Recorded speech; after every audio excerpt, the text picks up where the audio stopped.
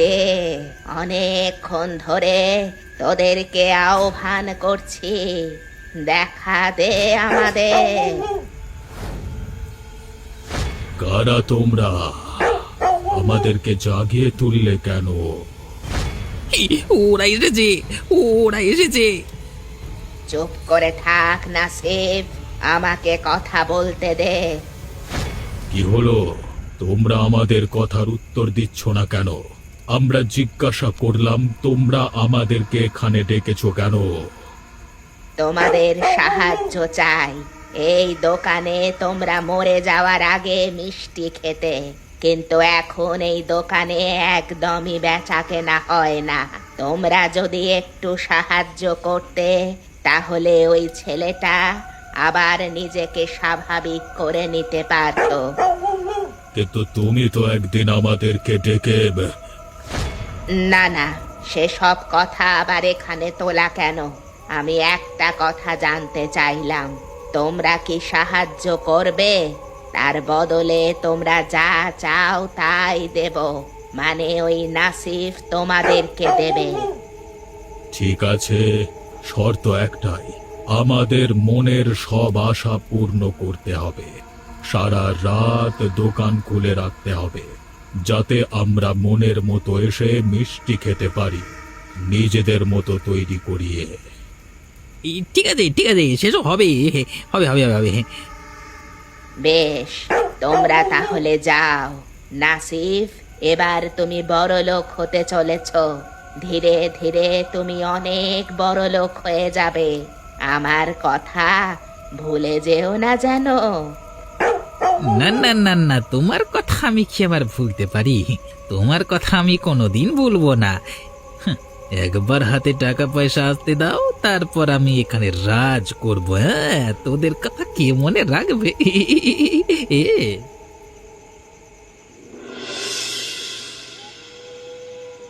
এখনো পর্যন্ত কেন বাড়ি এলো না? এত রাত হয়ে গেল, স্কুলে তো অনেকক্ষণ ছুটি হয়েছে। তাহলে কি হলো?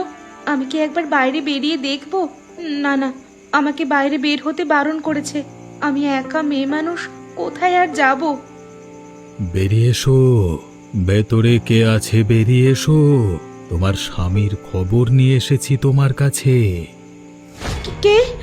কে বাইরে? কে? ভয় পেও না মেয়ে, বাইরে এসো, তোমার জন্য একটা খবর আছে। খবর আছে? কি আবার হলো? যাই তো, হ্যাঁ, একবার বেরিয়ে গিয়ে দেখি।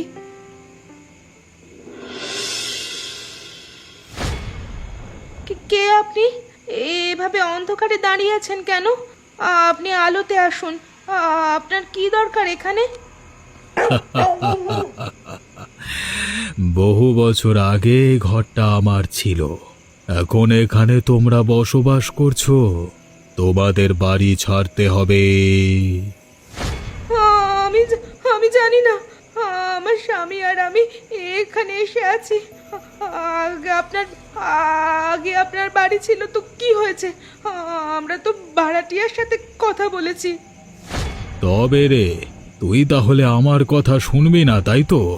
এ সময় কেউ নেই বাড়িতে, আজকে তোকে আমি খতম করে ফেলবো। দয়া করুন, আমাকে ছেড়ে দিন।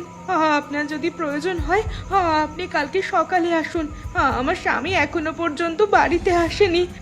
দয়া করুন, আমাকে দয়া করুন।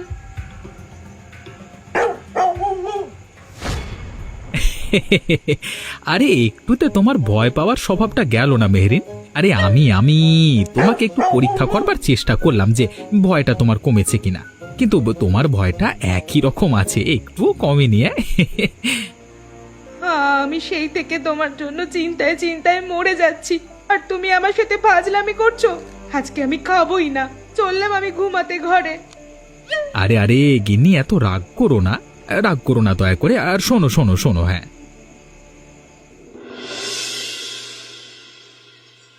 তো দাদা কোথায় রে? তাকে তো কালকে রাত থেকে কোথাও দেখতে পাইনি। সে কি বাড়িতে আসে না নাকি এখন? আজকাল কি কি ক্লাবে গিয়ে আড্ডা মারতে শুরু করেছে? সেসব বলতে পারবো না।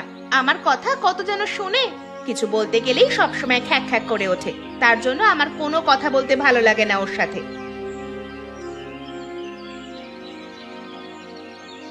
আচ্ছা, একটা কাজ করতো, এক্ষুনি আমার জন্য একটা চা করে নিয়ে আয় তো, সাথে দুটো পকোড়া ভাজা। ছি ছি ছি দাদা, তুমি আবার মদ খেয়ে বাড়ি এসেছো? তোমার লজ্জা শরম বলে কিচ্ছু নেই না? ঘরে অসুস্থ বাবা পড়ে আছে, সারা রাত তুমি বাড়ির বাইরে আড্ডা দিয়ে বেড়াচ্ছ, তোমার কি আমাদের কথা কিচ্ছু মনে হয় না? আমাকে একদম জ্ঞান দিতে আসবি না বলে দিলাম। যেটা বললাম তাড়াতাড়ি কর, না হলে কিন্তু এক্ষুনি হাঙ্গামা শুরু করে দেব। নির্লজ্জ ছেলে কোথাকার, নিজের বোনের সাথে কিভাবে কথা বলতে হয় সেটা জানো না? দাদা দাদা, তুমি এই মুহূর্তে এখান থেকে চলে যাও। তোমাকে দেখে বাবার আবার শরীর খারাপ করে যাবে, তখন আমি কোনোদিক সামলে উঠতে পারবো না। আমার কথাটা দয়া করে রাখো দাদা। আমি কারোর কথা শুনো না, এটা আমার ঘর। আমি যখন খুশি আসবো, যখন খুশি এখান থেকে যাব, কেউ আমাকে আটকাতে পারবে না। আর তোদের যদি মুখে আর কোনো বড় বড় কথা শুনি, তাহলে তোদের দুটোকে ঘর থেকে বের করে দেবো, মনে রাখবি। এখন আমি কারোর খাই না পড়ি না, যা করছি নিজে করছি, অতএব আমার সামনে বেশি কথা বলতে আসবি না। তুমি কিছু মনে করো না বাবা, ওর কথা তুমি ধরো না, আমি আছি তো, তোমার কোনো চিন্তা নেই, আমি তোমাকে ঠিক সুস্থ করে তুলবো। ব্যাস, এরপর ওই সাইফুলের গোটা পরিবারকে ধ্বংস করে দেব আমি। বহু বছর ধরে আমার অনেক অপেক্ষার অবসান হয়েছে, এবার শুধু সময়ের অপেক্ষা। ওই বেটা নাসিফ একটা মাতাল, ওই জিনেদের দেওয়া কথা যে রাখতে পারবে না সেটা আমি খুব ভালো করেই জানি। আমার শুধু শেষ বয়সটা একটু আনন্দে কেটে গেলেই হলো। কতদিন যে অপেক্ষা করেছি এই দিনটার জন্য। হিরে বুড়ি, আমাদেরকে এভাবে বাইরে ছেড়ে দিয়ে তুই এখানে বসে বসে মজা নিচ্ছিস? বলি, তোর কি কথা ছিল তুই ভুলে গেছিস? আরে আরে, তোমরা এখানে কি করছো? তোমাদের তো ওই মিষ্টির দোকানে। তোর কথা মতো আমরা ওই মিষ্টির দোকানদারের সাহায্য করেছিলাম, এদিক ওদিক থেকে মানুষ মেরে পয়সা নিয়ে আসছিলাম, কিন্তু ও তো নিজের ছাড়া কিছুই বোঝে না, হাজার দিন দোকান বন্ধ করে রাখে।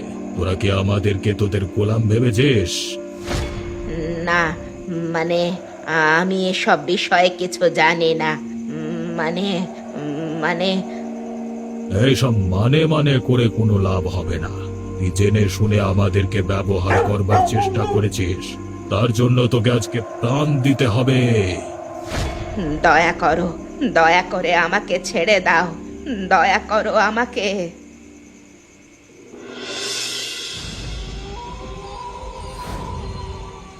রে ময়রা, আর কত ঘরের মধ্যে ঘুমাবি? এবার আমাদের দলে যোগ দিবি নাকি? কে কে কে কে তোমরা? তোমরা কারা? তোমাদের চোখগুলো এভাবে জল জল করছে কেন? কি হলো বাবা, তুমি চিৎকার করছো কেন? কি হয়েছে? ওরে বাবা রে, কারা তোমরা? তোমাদের তোমাদের এখানে কি চাই? তোর বাবাকে মেরে ফেলতে এসেছি আমরা। আমরা বেঁচে থাকতে তোর বাবার হাতের অনেক মিষ্টি খেয়েছি, এখন মরে গিয়ে সেই মিষ্টি খেতে পাচ্ছি না, তাই তাই তোর আব্বাকে আমাদের সাথে নিয়ে যাব। তোমরা এখান থেকে চলে যাও। তোমাদেরকে যদি দাদা পাঠিয়ে থাকে তাহলে কিন্তু তোমরা ভুল করছো। আমি কিন্তু পুলিশে খবর দেবো কালকে সকালে।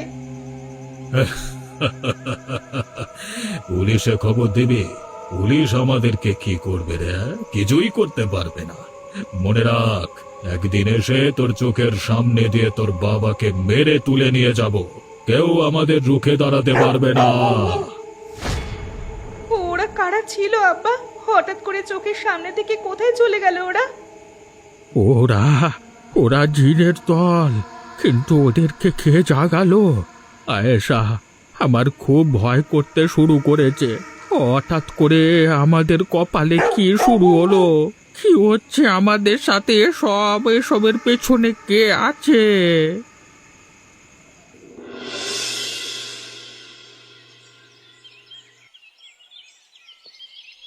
কি ব্যাপার?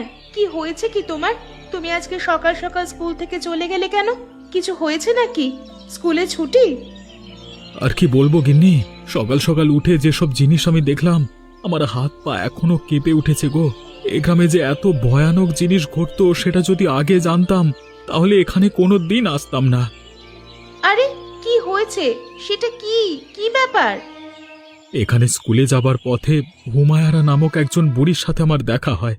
মাঝে মধ্যে দু চারটে কথা বলি। আজকে গিয়ে দেখছি সেখানে অনেক লোক জড়ো হয়ে দাঁড়িয়ে আছে। কেন, কোনো অঘটন ঘটেছে নাকি? স্বাভাবিক ঘটনা নয়, কেউ তাকে এমন ভাবে মেরেছে তার মাথাটা পেছনের দিকে মুচড়ে দিয়ে চলে গেছে। এসব দেখে আমি আর স্কুলে থাকতে পারিনি, বাড়ি চলে এসেছি। আমার মনটা একদম ভালো নেই। সে কি, তাহলে কি এই গ্রামে খুন খারাপিও হয় নাকি? আমি তো সেটাই বুঝতে পারছি না। এতদিন তো আমি কোনো কিছু শুনিনি। এমনকি গ্রামের মানুষেরাও খুবই ভয় পেয়েছে। তারাও ঠিক বুঝতে পারছে না এমনটা হঠাৎ করে কিভাবে ঘটে গেল।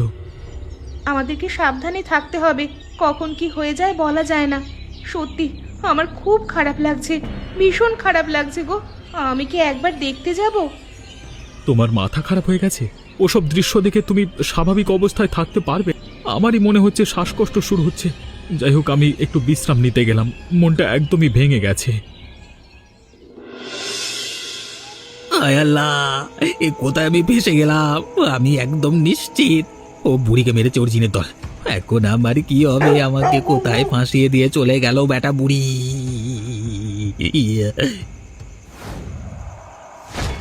আয় আল্লাহ, এ কোথা থেকে এলো? বাঁচাও, এই কোথায় আছো? বাঁচাও!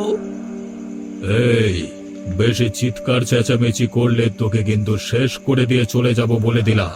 তুই আর ওই বুড়ি যেহেতু আমাদের জাগিয়ে তুলেছিস, সেহেতু আমাদের ভালো রাখবার দায়িত্ব তো। আমাদের ভালো তোকেই রাখতে হবে। আমাকে আমাকে কি করতে হবে দয়া করে যদি বলেন। কিন্তু এই মানুষের দেহ আমি কি করব নিয়ে? এইগুলো গ্রামে জানাজানি হয়ে গেলে আমাকে পুলিশে দেবে। তার কোনো সুযোগ থাকবে না। আজকে এই মানুষের দেহটা থেকে মাংস নিয়ে আমাদেরকে মিষ্টি তৈরি করে খাওয়াবি। বাবা, পারবো না, পারবো না। ও ধরনের কাজ করতে আমি পারবো না, ক্ষমা করে দাও। আমি কোনোদিন এসব কাজ করি না, আমি পারবো না। আমার দ্বারা হবে না। হবে না বললে তো আমরা শুনবো না। যদি না হয় তাহলে তোর শেষ দিন। তোকে আজকে এখানে খতম করে দেব, কেউ আটকাতে পারবে না। দয়া করুন, আপনারা এখান থেকে চলে যান। আপনাদের আর কোনোদিন ডাকবো না আমরা। দয়া করুন, আমাদের চলে যান এখান থেকে। আমার ঘরে বৃদ্ধ বাবা আছে, চলে যান। আমরা সব জানি, যদি তুই আমাদের কথা মতো না চলিস তাহলে কিন্তু তোর বোনটাকে আগে শেষ করব। তরতাজা প্রাণ যতদিন বেঁচে থাকবে ততদিন একটা কথাই তোর মনে হবে, যে তোর বোনের প্রাণ গেছে শুধুমাত্র তোর জন্য, আর এর জন্য কেউ দায়ী নয়। না না না, এরকম করবেন না। আমি আজই বাড়িয়ে দিচ্ছি। আপনারা যা খেতে চান সব সব আজ থেকেই দোকান আপনাদের। আপনারা যা বলবেন তাই হবে। শুধুমাত্র আপনাদেরকে খাওয়ানোর জন্য আমি মিষ্টি তৈরি করবো। আমি এক্ষুনি করছি, এক্ষুনি করছি।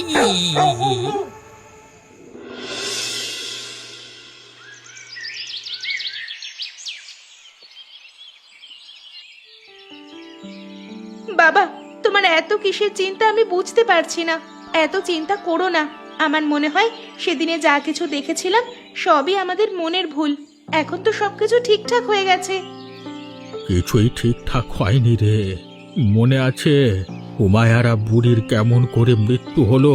সেটাই এখন আমার খটকার কারণ। আর তো দাদার খবর কি বলতো?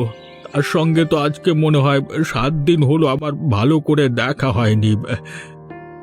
জানি না, সন্ধে হলেই বেরিয়ে যায় আর দিনের বেলা সারাদিন ঘর বন্ধ করে বসে থাকে। আমি যদি খাওয়ার জন্য ডাকতে যাই তাহলে আমাকে চিৎকার করে কথা শোনায়। তার জন্য আমি আর এখন ডাকতে যাওয়া বন্ধ করে দিয়েছি। যখন ইচ্ছে হবে তখন খাবে। না না, এসব ভালো কথা নয়। এর মধ্যে নিশ্চয়ই কোনো রহস্য আছে। রহস্যটাকে ভেদ করতে হবে, না হলে আমাদের অনেক বিপদ। তুমি কোন বিপদের কথা বলছো বাবা? আমার মাথায় যে কিছুই ঢুকছে না। শোন তাহলে, বুড়ির সাথে আমার সম্বন্ধ যে খুব একটা ভালো ছিল না সেটা তো তুই খুব ভালো করেই জানিস। একবার একটা ঘটনা ঘটেছিল। সেই ঘটনার কথা তোদেরকে জানাইনি। শোন তাহলে সেই ঘটনা। কি ব্যাপার, তুমি আমার সামনে এইভাবে পথ আগলে দাঁড়ালে কেন? দেখো, নিজেদের মধ্যে ঝগড়াঝাঁটি হয় ঠিক আছে, কিন্তু যদি এভাবে তুমি আমার ক্ষতি করবার চেষ্টা করো তাহলে কিন্তু ভালো হবে না। আমি কিন্তু পুলিশে যেতে বাধ্য হব। তুই যদি এরপর সুস্থ থাকিস তারপর তো পুলিশে যাওয়ার সাহস করবি। তোকে আজকে এখানে মেরেই পঙ্গু করে দেব। আমাকে আমাকে দয়া করো, আমার পরিবার আছে, আমার পরিবারকে কে দেখবে? আর কোনো দিন তোমার সাথে ঝগড়াঝাটি করবো না, কোনো দিন অপমান করবো না। ছেড়ে দাও, এবারের মতো দয়া করে ছেড়ে দাও। তোকে প্রাণে মারলাম না, তবে একটা কথা, আজকের ঘটনা অর্থাৎ আমার নাম যদি মুখ ফুটে কোনো দিন বের হয়েছে তাহলে তোর গোটা পরিবারকে উজাড় করে দেব। কথাটা যেন মাথায় থাকে। থাকবে থাকবে, আমার মাথায় থাকবে, কথাটা থাকবে। ক্ষমা করে দাও, ছেড়ে দাও, দয়া করে ছেড়ে দাও। আদতে সেদিন আমার কোনো দুর্ঘটনায় পা ভেঙে যায়নি। আমার উপর হিংসে করে, কালা জাদু করে আমার এই অবস্থা ধীরে ধীরে করা হয়েছে। উফ, এই রাতের বেলায় ওর শখ গেল মিষ্টি খাবার। এভাবে হয় নাকি? আগে বললে আমি ফেরবার পথে নিয়ে চলে আসতাম। যাই, এখন দেখি শীতকাল পড়ে গেছে, এত রাত পর্যন্ত দোকানকে খোলা রাখবে। কিরে, তাড়াতাড়ি কর, বেশিক্ষণ অপেক্ষা করতে পারবো না। দিন দিন তুই অনেক অলস হয়ে যাচ্ছিস। এভাবে চললে কিন্তু তোর পরিবারকে খতম করে দেব। আমার ঠিক মতো ঘুম হচ্ছে না, চিন্তায় চিন্তায়, তাই জন্য আমি ক্লান্ত হয়ে যাচ্ছি। সবসময় আমাকে দয়া করে ছেড়ে দাও। সে কি রে, তোর এত কথা বলবার সাহস হয় কোথা থেকে? আজকেই তোর ঘাড় মোটকে তোকে শেষ করে ফেলবো। না না না না না না, আমি এক্ষুনি মিষ্টি তৈরি করে দিচ্ছি। এই জন্য সময় তো আমি করে দিচ্ছি। সে কি, ওই মিষ্টির দোকান তাহলে জিনেদের হয়ে গেছে? না না না না না, এখানে আর এক মুহূর্ত দাঁড়ানো যাবে না। আমাকে এক্ষুনি এক্ষুনি এখান থেকে পালাতে হবে। যদি আমার দিকে দৃষ্টি পড়ে একবার তাহলে।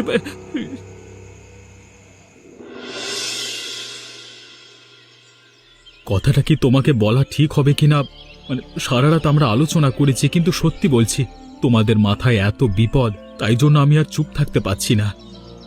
কি ব্যাপার মাস্টার মশাই, কি হয়েছে? কি আমাদের সাথে কি কোনো খারাপ কিছু ঘটতে চলেছে? কি ব্যাপার ভাবি? কালকে তোমার ভাইয়া রাতের বেলায় তোমাদের মিষ্টির দোকান থেকে মিষ্টি আনতে গিয়ে যা দেখেছে সেসব খুবই খারাপ বিষয়। কি হয়েছে গো, আমাকে খুলে বলো না। আমার খুব ভয় করতে শুরু করেছে। কিছুদিন ধরে আমাদের বাড়িতে যা চলছে আমার একদম ভালো লাগছে না। তোমাদের মিষ্টির দোকানটা এখন কে চালায় জানো? তোমাদের মিষ্টির দোকানটা এখন চালায় কয়েকটা জিনের দল। এখন এটা জিনেদের মিষ্টির দোকান হয়ে গেছে। আর তোমার দাদা তাদেরকে সেবা করছে অনেক কষ্ট করে, না হলে তোমাদের শেষ করে দেবে। আমি জানতাম এরকমই কিছু একটা হচ্ছে। দাদার ভাব আমার কিছুদিন ধরে একদম ভালো লাগছিল না, কিন্তু এখন কি করব? ওই জিনেরা একবার আমাদেরকে দেখা দিয়েছিল রাতের বেলায়, কিন্তু আমরা ভেবেছিলাম ওসব আমাদের মনের ভুল বা দাদারই হয়তো কোনো ষড়যন্ত্র। ভেঙে পড়লে হবে না, আমাদের একটা ব্যবস্থা নিতে হবে।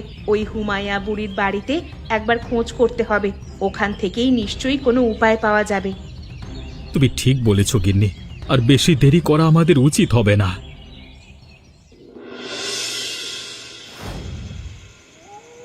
আরে এসো এসো, তোমাদের জন্যই তো আমি অপেক্ষা করছিলাম এতক্ষণ ধরে। ভাবছিলাম তোমরাও কখন আসবে। তা তোমরা আজকে মরা মানুষ নিয়ে আসোনি?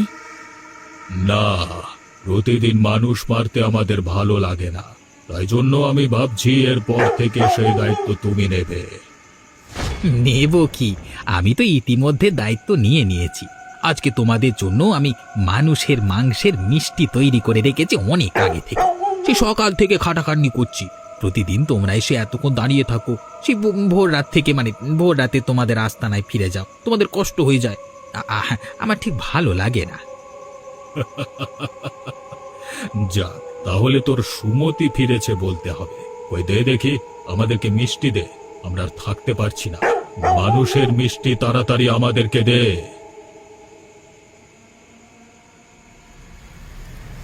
ওরে বাবা রে, মরে গেলাম রে। এর মধ্যে কি ছিল? আমরা চলে যাচ্ছি, আমাদের সারা জীব চলে যাচ্ছে।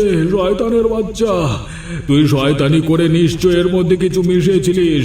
আমরা তোকে ছাড়বো না, কোনো একদিন ফিরে এসে তোর ক্ষতি করব।